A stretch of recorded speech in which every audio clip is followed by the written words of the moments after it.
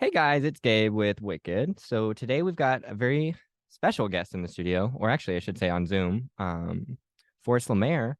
Uh, so Forrest, Hi, how's um, it going? good, how are you? Doing all right, thanks. So let's start from the beginning. Um, can you tell us a little bit about how you got interested in making music and making a career out of music? What your journey looked like from your first album to where you are now? Good question. I never really think about this until I get asked. So, music for me has been this weird kind of thing that exists on a whim. I don't really know. A fluke, I guess. Uh, I've been making music since about 2003 of January, and I didn't start Mr. Kitty till 2005 when MySpace was around. And I completely existed online as a cat with a bow tie until about 2009, and then I was like, I think I need to be a little bit more present in this if it's going to be serious. So you said you um started on MySpace? yeah, That's a I throwback. had stuff on Zanga if anybody remembers, but yeah, I've been around for a minute. I can't relate to that one. Wasn't on either. Think I was too young. I mean, it was a crazy time. The internet was lawless. Like anybody could post anything on anywhere, but it wasn't Yeah. like social. So everybody was like connected. And if you really put in the effort, you were connected with everybody around the world at any given moment. But everything's a little more instantaneous now with phones and like, Wi-Fi and Bluetooth. So the archaic methods I still prefer just because I think they have longevity and long-term integrity. So they hold up. All right. So you've got a new album coming out. I was actually just listening to one of the songs this morning, Torment. What can we expect from other songs on this album? Like what are they going to sound like? Are they going to be the same as your previous or given new ideas and sounds? Okay, so I'm gonna rewind really quick. So there's actually a single that came out before Torment. It's called 6 by 6, and it's about it was originally about marriage counseling and small spaces, but I wrote all these songs in like closets and laundry rooms and I didn't have like a studio for the most part. So everything Yeah. kind of just existed in these refashioned spaces and it's like After Dark was written in a kitchen, so it's kind of like, it's crazy stuff like that that happens. But um, as for like the rest of the music on the album, I'm kind of throwing out all of my rules and techniques for production because I kind of want to challenge myself and do things and not think about things too much. A lot of this is going to be done with like one takes and just perfecting the moment as much as I can, but not like to the point of where it's not that same moment. Yeah. But So I had something I was going to say and it just kind of went out of my mouth. I'm so sorry. No, I you're talk a good. lot. Me too. Don't worry. Um, so what you're saying is basically we're gonna get new things, new sounds You want that me to we put it into previously. my own words? Y'all are gonna Yeah, get gas, like flames, like I'm here for it. I'm I got a lot to say and I've been quiet for too long, so I'm kind of gonna let everybody have it. well, yeah, your last single came out 2019? No, 23. The single was this year, but I've been Okay, a the little bit last. more consistent with that just because I'm wanting to see how these new sounds and new styles would, you know, project the flow of my album, not necessarily like caring about what other people want to listen to, just like Yeah, seeing how things do because I've got the ability to do it. So yeah. So most of your songs, as we've said, have a pretty cohesive feel. They all share this feeling that you get when you listen to it. And Mhm. you're releasing new music. Um, so starting from your first album to now, what have been your favorite album or songs to write and like why? And has it changed over time? Like, has it gone from, oh, this song from this album to, oh, it's now this song? You know, I feel like I've been on a mission with the first four albums that I made, so I felt like all of those had to be sort of connected. It wasn't until I started doing albums outside of these first four, as like, because these first four albums were like a giant project that I was working on. And so it wasn't until AI where I was able to, bend the rules of what I was doing and thinking about new methods and like trying unconventional things to, you know, create the same vision that I want. And it might not like on paper, and to an engineer it might be like, please don't do that. That will destroy your speakers. It's it's just trying it out, experimenting, failing. You don't learn anything from winning. It's all about failure. Yeah. Yeah. Um, so I know you mentioned But hold on, my favorite song. I'm good. so sorry. That was No, like you're I got good. totally sidetracked. One of my favorite songs from like all of my albums, Earthstones has been one of my favorites from AI. I don't know what it is. Excuse me. I don't know what it is about that song, but it's very emotional, and I really got to say something that I really needed to say, and it was the chorus ends with "It's all about me, not you." So I just kind of feel like it goes hard, and I'm like, I got to say what I got to say, and I'm gonna do me. And I mean, that's what music's for. It's to say what you want to say and not have any sort of guidelines, quote unquote. Rightfully so. You write what you want. Yeah, and then I think it's changed over time.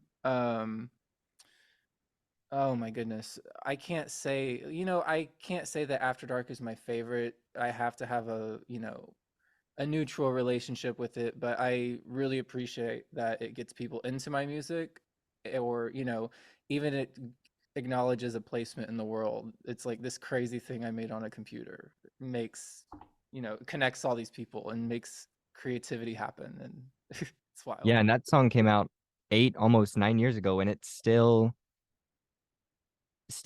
everywhere. I'll go on TikTok or I'll go on Instagram and I'll hear it and I'm like, oh, But that's that. yeah, it's Yeah. it's crazy, right?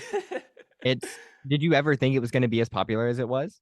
I'm gonna tell you what. When I made that song, I wrote it as like, it was one of those tests that I gave myself, and it was about making a cheesy '80s song, because everything else that I had made up until that point, I was like, this is a little more upbeat. All this is crazy, and it all happened like because I pressed the wrong button on my drum machine and it played everything in halftime.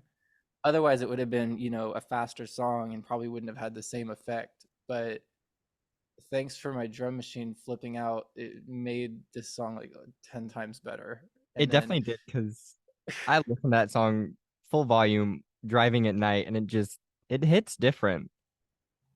but I'm not entirely sure what I did differently on that song um, versus, anything else that I've written. I think it was because I had captured all of that moment in one night and wrote the lyrics like after I had played a show, just to Mhm. kind of like document that. I think not touching that or altering it and then recording the vocals right then and there sort of made it kind of has a little bit more passion behind it.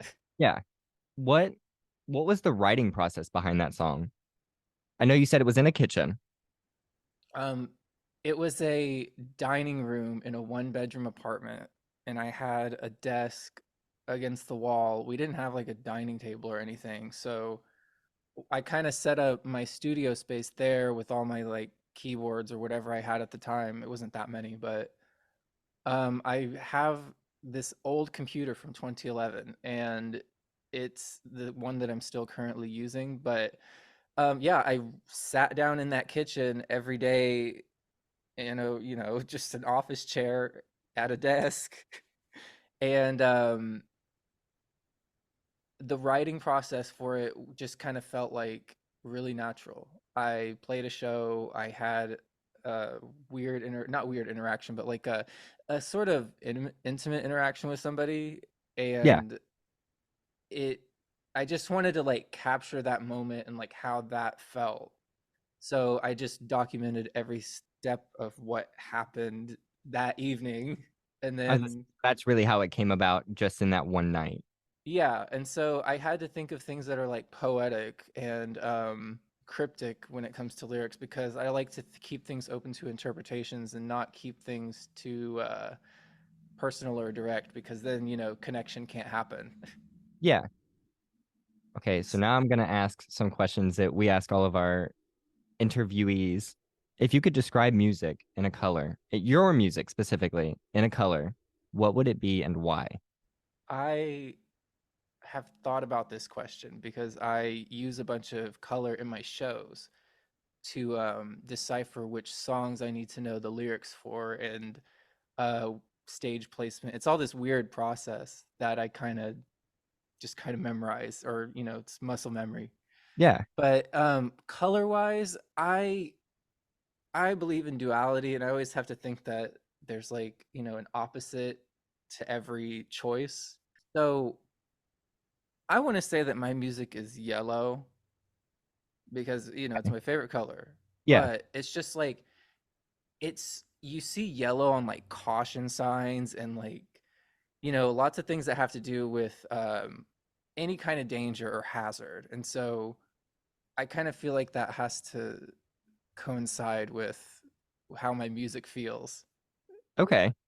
I get that because I get like a red, yellow, like red, yellow, orange Yeah, from or like just when I like whatever listen. color fire is.